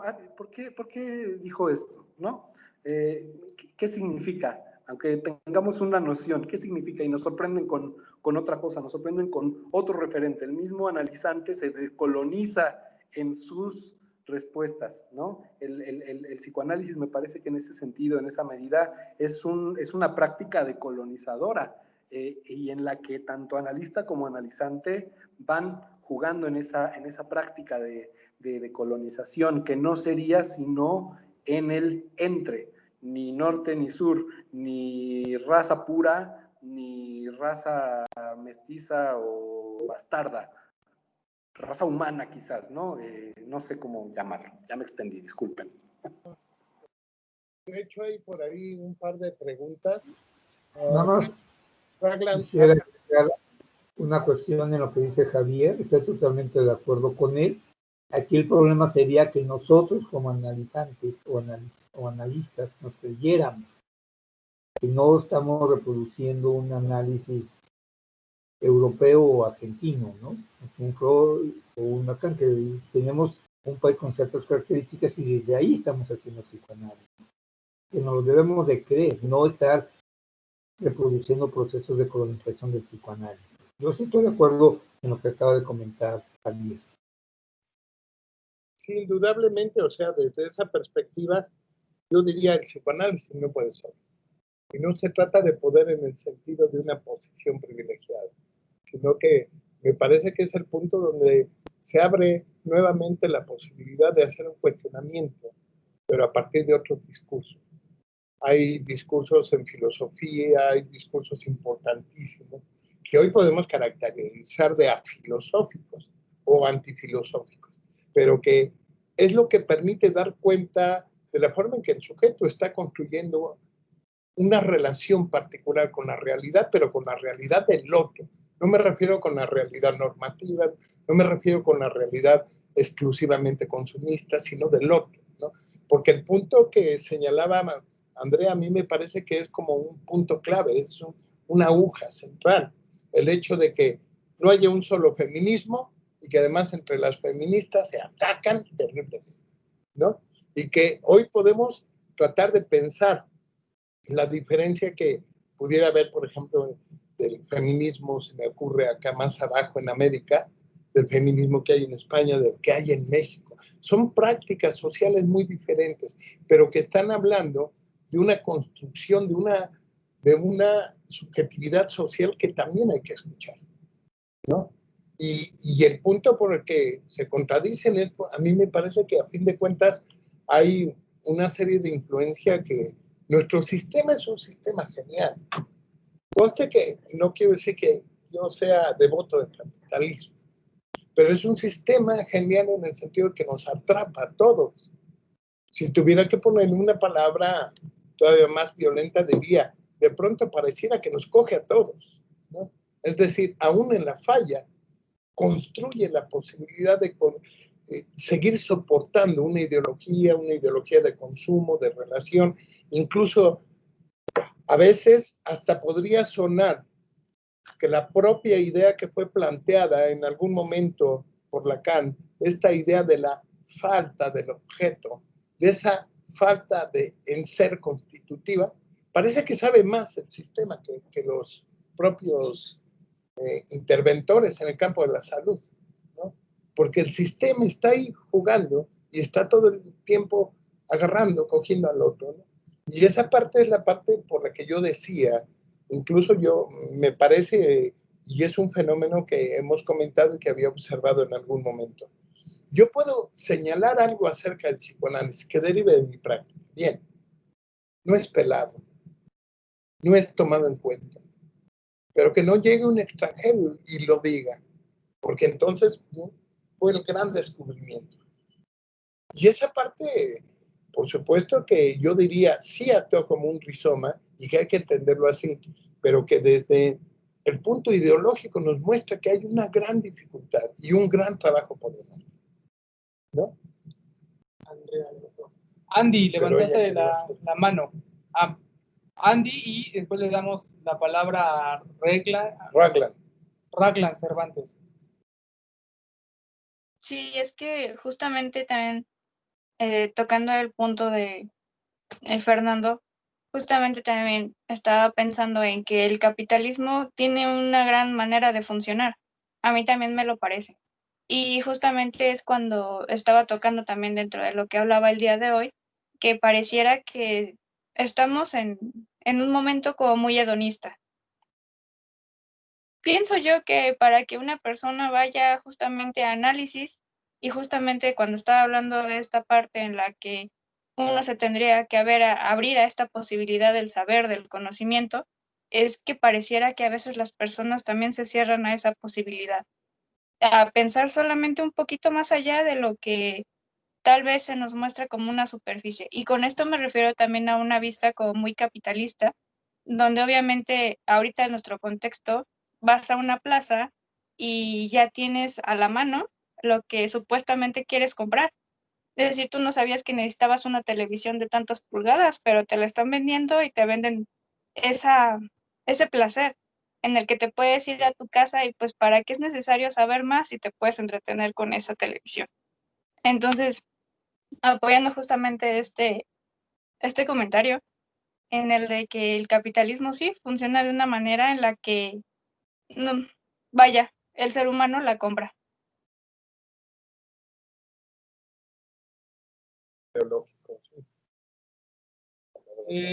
Raglan Cervantes, ¿puedes prender tu micrófono y hacer las preguntas? O los comentarios. O los comentarios.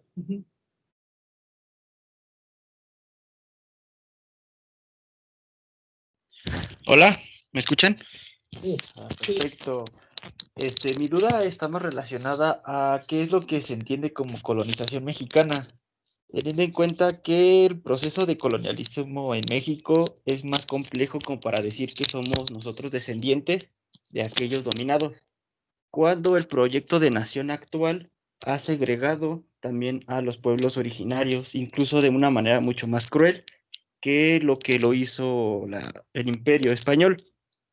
Y sería principalmente esa la duda, teniendo en cuenta que también el proyecto de Nación de México fue iniciado por élites ajenas a todos estos pueblos sometidos. Fue más que nada iniciada por los criollos, fueron los que al final tomaron el poder y hasta la fecha pues se puede decir que siguen en el poder los descendientes de aquellos colonizadores realmente.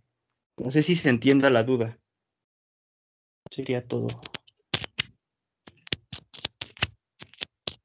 No sé si entendí bien tu pregunta, pero la pregunta fue, ¿qué se entiende por colonialidad en México o colonización? Ajá. Por el colonialismo en México, ¿qué se entiende? ¿A qué hacen referencia? Teniendo en cuenta que el proceso es muchísimo más complejo. Ajá. Por lo que acabo de describir, de que realmente los pueblos originarios han sido segregados, el México actual es muy diferente a los pueblos originarios sometidos en aquellas épocas, y que el México actual ha sido también un tirano en contra de los pueblos originarios y contra nosotros mismos. Entre nosotros mismos es un proceso de dominio entre los que tienen el poder y los que no. Realmente esa es lo que mi duda. ¿Qué se entiende como colonialismo mexicano? El colonialismo a México, más bien. Ajá. Bien, no sé, Antonio, Javier, Andrea, ¿tienes un comentario? Javier. Justo yo no, me parece que está en lo correcto, Raglan, ¿no? Realmente cuando se habla de colonialidad o de colonialidad no se habla o caemos en problemas cuando se habla en esos términos, no se habla o no se tendría que hablar en términos de una región geográfica específica. Por eso a mí me parece un problema plantearlo como dentro del norte o dentro del sur o dentro del centro o dentro de lo que sea, ¿no? Primero, las grandes revoluciones de las épocas fueron organizadas particularmente por la burguesía. Los criollos, los mestizos, bueno, todos estos personajes ya tenían una mezcla ahí, tenían una cierta posición social que les permitía tenían el poder de producir lo que ellos querían, ¿no? Pero terminaron mordiéndose la cola, ¿no? Al final, y esto sí lo han trabajado muchos autores, no me parece que sea algo nuevo, pero al final dentro de una misma región, aquel que dejó de ser el dominado y alcanzó una posición lo suficientemente estable para poder producir un cambio, termina convirtiéndose en un nuevo amo, ¿no? No importa si es mexicano, americano o qué onda. Lo que pasa ahora, por ejemplo, es que sí es cierto que respondemos o tendemos a responder a modelos de otros sitios, ¿no? Perdón que lo diga y espero no herir ninguna susceptibilidad, pero lo único que le falta a nuestro señor presidente es ir a coger con Trump, ¿no? O sea, básicamente todo lo que el movimiento que se hizo del cierre de fronteras, el envío de la Guardia Nacional para amedrentar y golpear y hacer pedazos también a los centroamericanos y sudamericanos que venían para acá, tuvo que ver con una imposición precisamente de otro lugar, de un sitio amo que tenemos aquí en la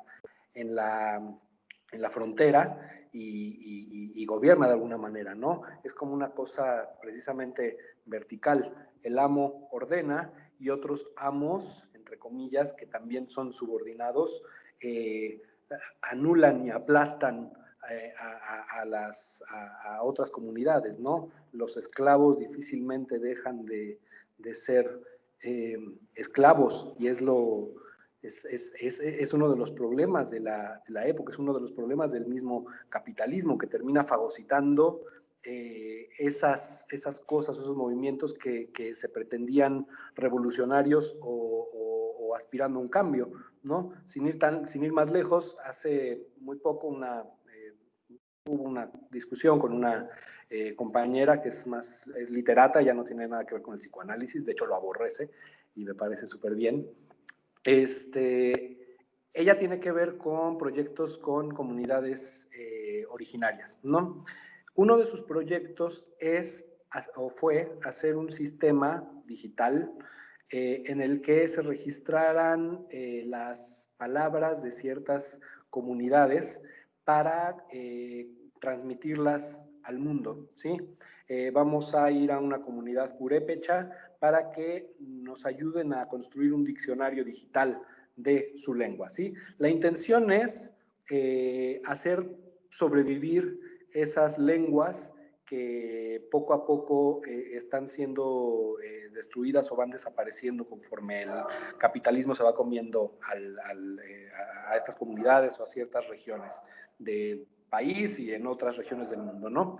Pero si lo vemos un poquito más lejos, esto también es convertir esas lenguas o eso de lo que no sabemos tanto en un discurso de las masas, ¿sí? Se masifica, se abre al mundo y se convierte en un producto, termina convirtiéndose en un producto también, ¿no? Yo a ese respecto, con lo que decía Antonio, por ejemplo, me preguntaba ¿por qué alguien en una comunidad originaria querría convertirse en empresario de la Ford? Pienso en la película El Sembrador, no sé si la han visto, pero varios de los niños sí tienen este tipo de aspiraciones, pero cuando no tienen ese referente capitalista y civilizado, lo estoy diciendo en el sentido despectivo, ellos quieren ser sembradores, ellos quieren, no sé, ser granjeros, quieren dedicarse a otra cosa. ¿Por qué el ideal sería ir más allá, ¿no? ¿Qué tanto nosotros mismos nos hacemos devorar por ese amo neoliberal, como le quieran llamar?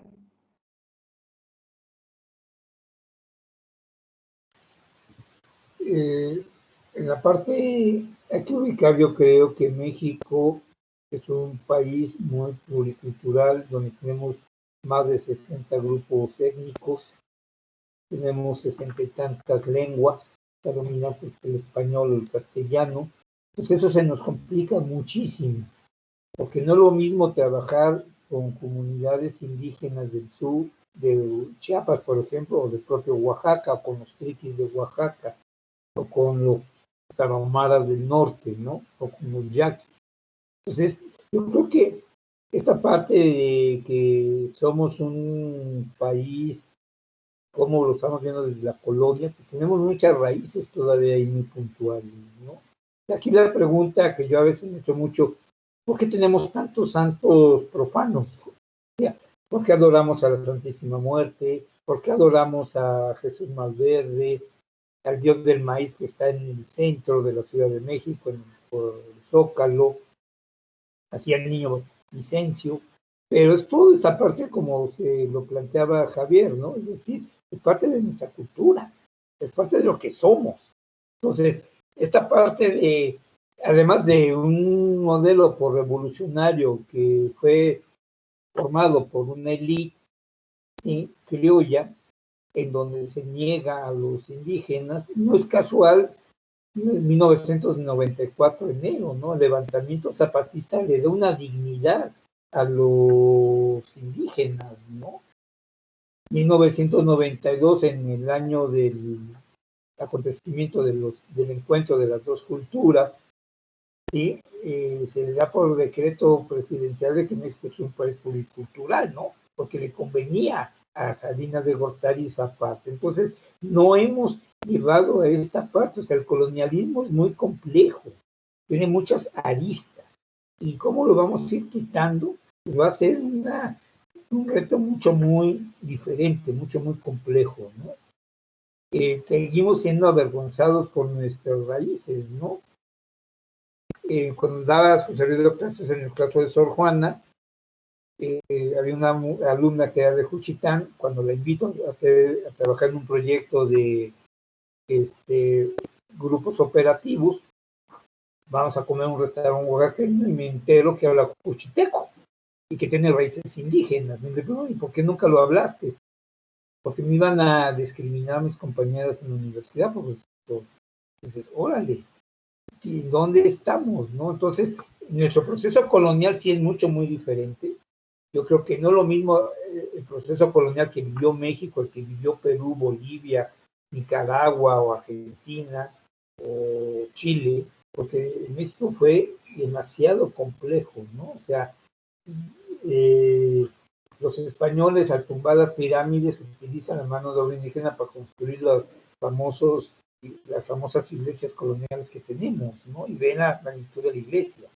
Y también el indígena jugaba otra parte, ¿no? Se lo ponen a pintar los murales de las iglesias y ellos le dan su toque indígena también ahí al mural, ¿no? Entonces, hay que entender esta resistencia indígena. Si no entendemos la resistencia indígena, no vamos a entender muchos procesos coloniales que todavía tenemos, ¿no? Nada más quería comentar esta parte. Gracias. Gracias, Antonio. Marina Isabel tiene una pregunta. ¿Puedes prender tu micrófono, Isabel, y hacerla? Sí, sí me escucho. Buenas noches a todos. Bueno, mi duda es en base a lo que comentó Andy, que se me hizo muy pertinente hablar de lo que es el capitalismo y el hedonismo. Apenas leía un texto de Obiols y ahí citaba a Lipovetsky sobre la cuestión de la posmodernidad. Decía que, por ejemplo, como que la posmodernidad se fija en el aquí, en el ahora, ¿no? En que prácticamente pues se deja de lado como esa parte moderna sobre hablar del futuro, hablar de lo que se puede construir y ahorita nada más se está enfocando a lo que pues se deconstruye, a lo que se está haciendo actualmente y precisamente lo relacionaba por ejemplo con los adolescentes del cártel, estos halcones que viven el aquí y el ahora, o sea, prácticamente ya no hay futuro, ya no hay como esa construcción, sino es de tener en ese momento el capital, tener como la riqueza y morir sin importar, porque ya en ese momento lo tuvieron lo que quisieron. Entonces mi duda es, por ejemplo, en ese sentido, sobre la posmodernidad, ¿cómo se podría trabajar desde el psicoanálisis?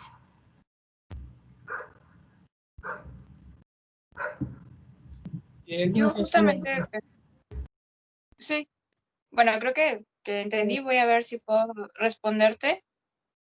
Justamente pensando sobre esta posmodernidad de la que justamente estamos hablando y en la que se ve inmiscuida todo este hedonismo, sobre todo en esta parte de los adolescentes que parece que sí suele llamar un poco más la atención de la hora cómo actúan.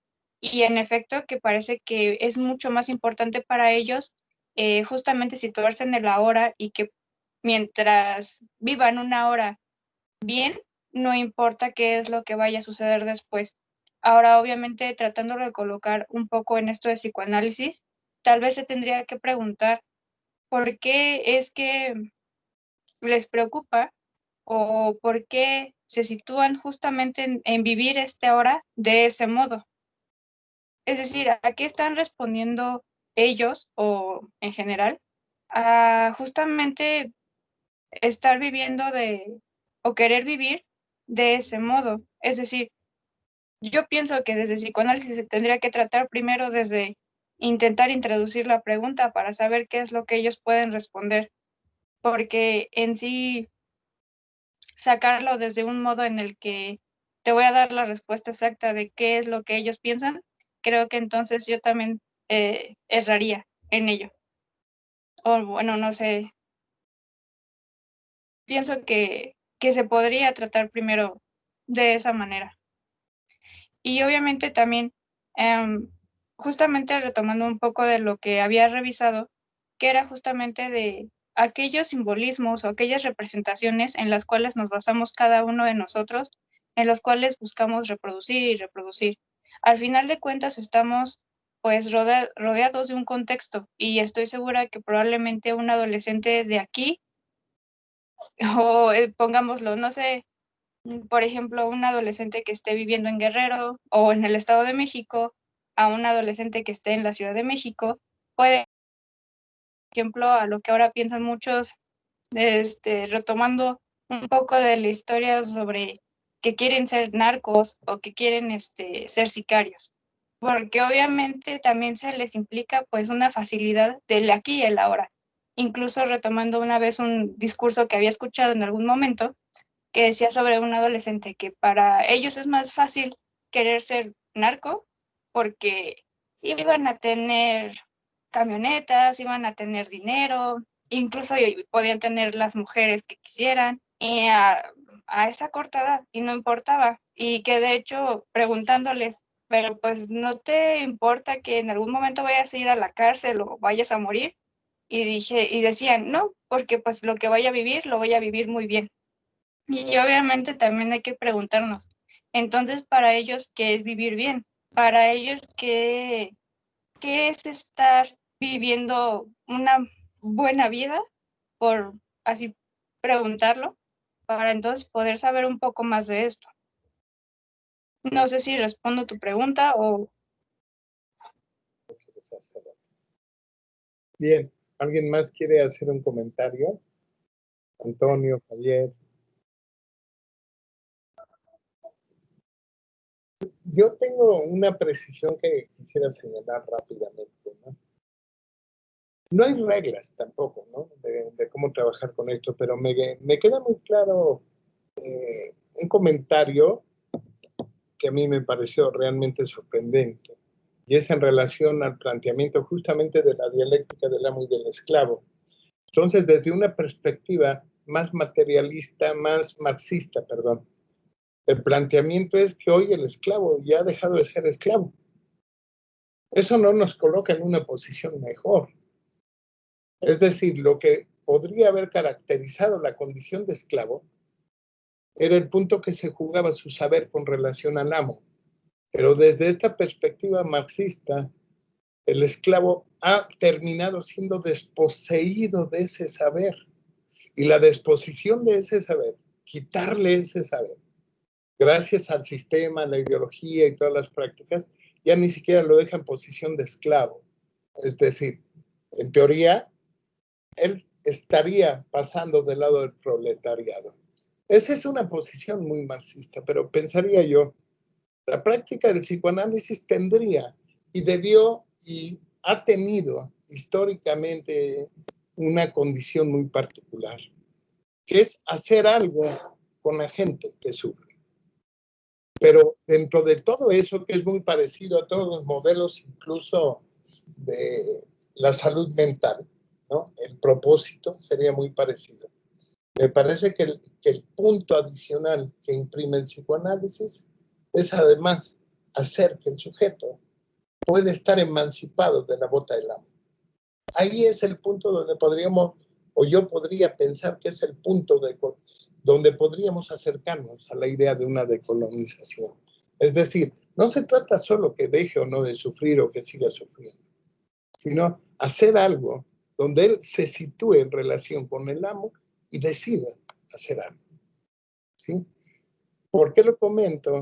Porque los ejemplos que ponía Sandy a mí me parecen interesantes, pero esta es una cuestión de, diría yo, que es muy visible hoy, ¿no? No solo, me parece que no solo en adolescentes, sino incluso en adultos, y cuando lo planteamos ahí ya hablamos de subjetividad, en donde de lo que se trata es, parece que, de haber olvidado su historia, porque ahí en su historia está un saber de sí. Y el no poderlo responder me parece que se aproxima a esta idea marxista, donde ese saber, que de alguna manera es el punto de entredicho entre el amo y el esclavo, es algo que ha quedado ya excluido, ha sido desterrado para colocarlo ahí en el no saber. Y desde esa perspectiva pensaría yo, ¿no?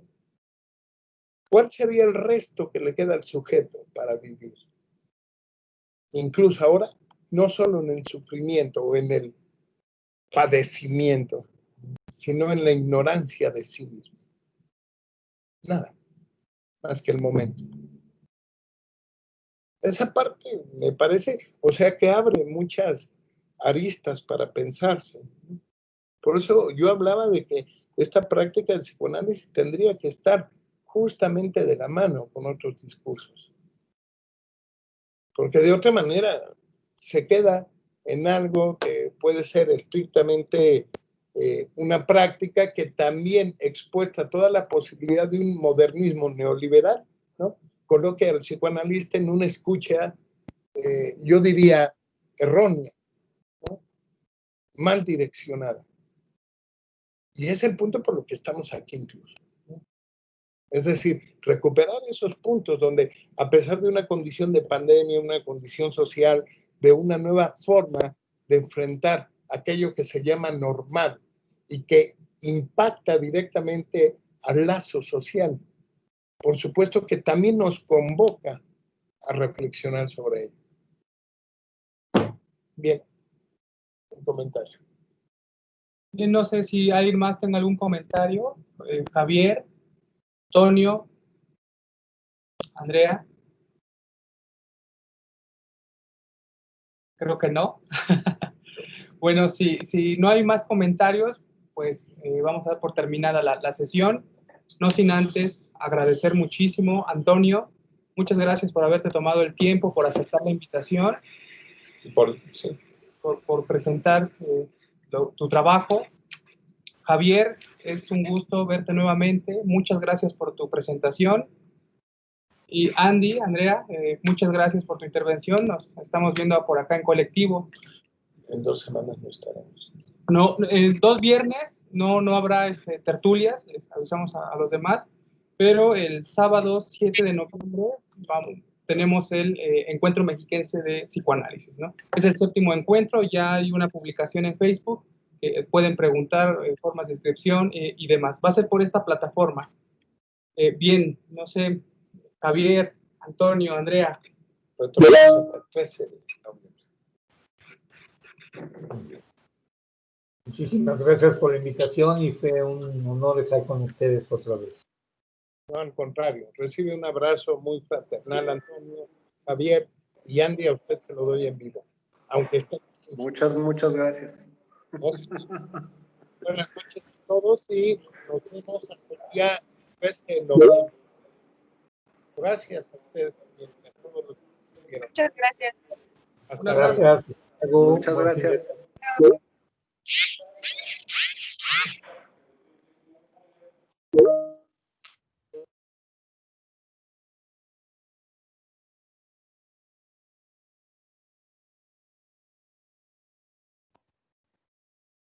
fin de